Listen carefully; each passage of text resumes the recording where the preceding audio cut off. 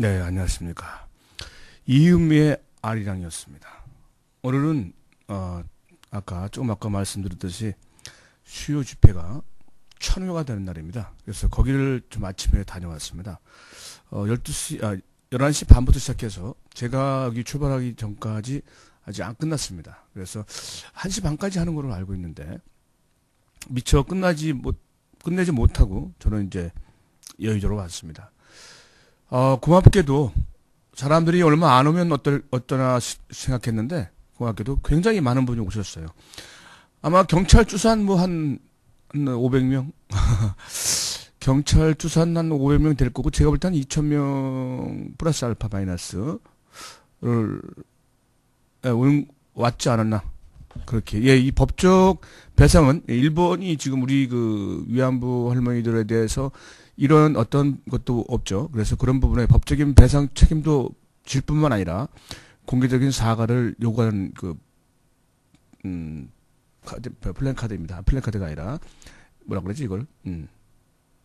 하여튼 손들개라고 하는데 예, 지금 아까 제가 여기 갔다 와서 거기서 가져온 겁니다. 우리가 매주 1회씩 한 것이 1000회라고 하면 굉장한 시간이죠. 횟수로 거의 20년이면 옛말에 강산도 2번 변한다고 하는데 그동안 많은 정부가 우리나라에 있었습니다만 굉장히 특히 노태우 씨는 창피하게 쪽팔리게 왜 그런 거를 가지고 나왔냐라는 얘기도 했었죠. 이 얘기는 아는 분도 있고 모르시는 분도 있을 텐데 저는 분명히 이 얘기를 들었었습니다. 옛날에 우리가 성노예 일명 정신대 그 다음에 위안부 이렇게 여러 가지 명칭을 불려지고 있습니다만 사실은 성노예가 정확한 말이라고 합니다. 아직까지도 이런 방구의 어떤 법적 책임이나 물적 배상이나 아니면 사과가 없습니다.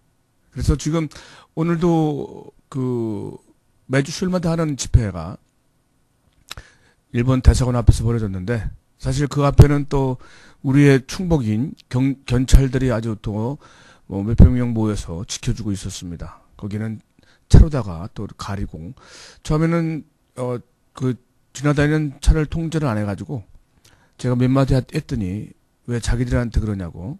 그럼 누구한테 합니까? 그 윗사람 내가 알지도 못하는데 불과 10분 후에 거기가 통제가 됐습니다. 그걸 할 걸 그냥 통제했으면 참 괜찮다라는 말을 들었을 텐데 그것도 못하는 지금 경찰이라고 하죠. 안타깝기 그지없습니다. 예. 거기에서 갖고 온 제 천차 일본군 위안부 문제 해결을 위한 정기 수요 시위 성명서를 전체는 읽을 수 없을 것 같고요. 몇 부분만 한번 읽어보도록 하겠습니다. 1992년 1월 8일 그날부터 20년째 주한 일본 대사관 앞에는 한파를 가르며 일본군 위안부 문제 해결을 요구하는 목소리가 울려 퍼졌다. 그 첫 번째 외침을 1000번의 투쟁으로 이어온 우리는 일본군 위안부 범죄를 전 세계에 고발하며 피해자들의 인권 회복과 정의 실현을 요구해왔다. 1000번의 수요일은 전쟁 범죄를 고발하며 당당히 선 피해자들의 용기와 연대에 온 세계 평화 애호민들의 희망의 역사다. 1000번의 수요일은 어떤 고난에도 멈추지 않았던 불굴의 끈기가 녹여낸 인고의 눈물이다. 그러나 저 굳게 닫힌 일본 대사관과 전쟁 폭력의 세계 속에 여전히 고통받는 수많은 여성들이 존재하는 현실은 우리의 외침이 1000번을 넘어 다시 새롭게 힘차게 나아가야 함을 말해주고 있다.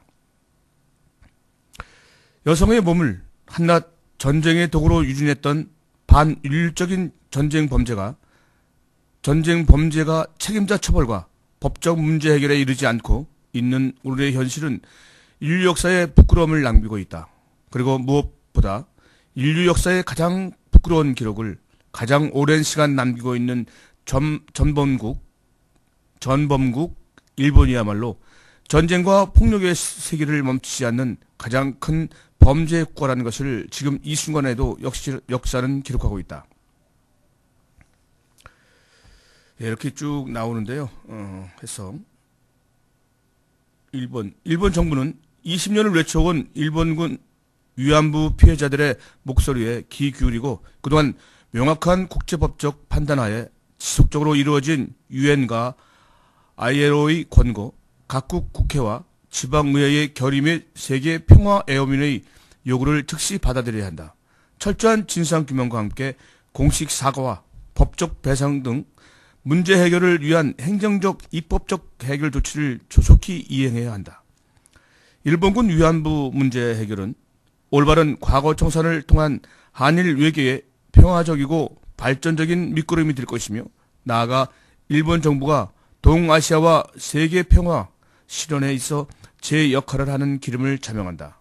그럼에도 역사적이고 법적인 책임을 더 이상 모른 척하거나 거부하는 것은 일본 정부 스스로가 최소한의 양심도 없는 전범국임을 또다시 인정하는 처사이다. 1000번의 수요 시위에 담긴 끈질긴 평화의 정신을 담아 오늘 이 자리에 세운 평화비와 함께 그동안 일본군 위안부 피해자에게 정의 회복을 함께 외쳐온 세계의 평화 애호민들이 모두 한자리에 섰다.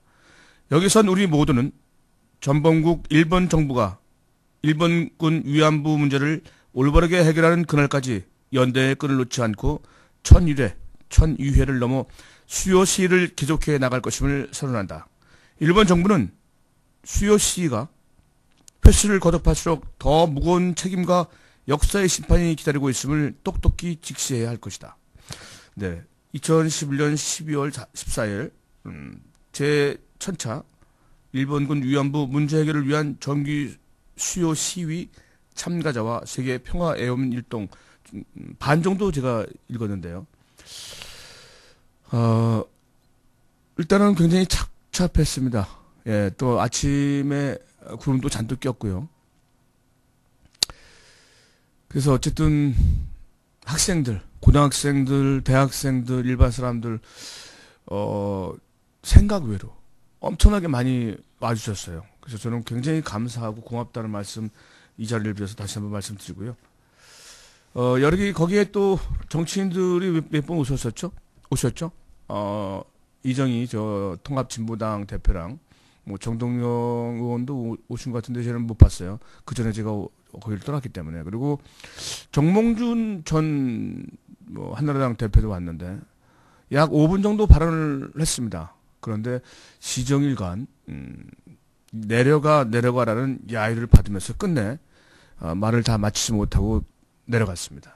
그리고 고마운 것은 희망의 버스라고 승합차 정도 되는 것 같아요. 이것을 순순하게 2주 동안에 5천만 원 정도 모아서 차를 기증하는 기증식도 있었고요. 또 평화의 비라고 저는 가까이서 못 봤고요. 멀리서 제막식 하는 것만 보고 워낙 사람이 많기 때문에 접근도 못했고 끝나고 봐야 되는데 끝날 시간까지 있을 수는 없었고 하여튼 평화의 비 제막식도 했고요. 많은 분들이 응원차, 격려차 오셨고 하루속히 하루빨리 이제 이것이 문제가 해결되어야 한다고 이불을 모았습니다.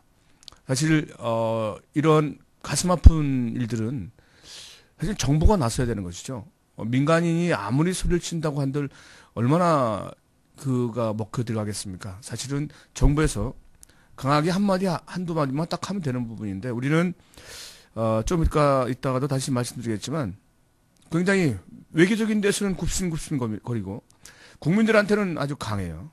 예. 뭐라고 하면 입을 막고 물대포를 쏘고 이런 나라입니다. 참 너무 가슴 아픈 그런 나라, 그런 지금 시점입니다. 그래요. 오늘은 또 어쨌든 천회되는 날이니까 우리가 다시 한번 지금 264분이었나요? 그런데 지금 60 몇 분이 남으신 것 같아요. 다 돌아가시고요. 참 68분인가요? 어쨌든 이분들이 다 돌아가시기 전에 빨리 진실이 밝혀지고 그리고 죄를 사하고 그다음에 배상을 책임지는 그런 일본의 모습이 좀 보여지길 바랍니다. 노래 듣겠습니다.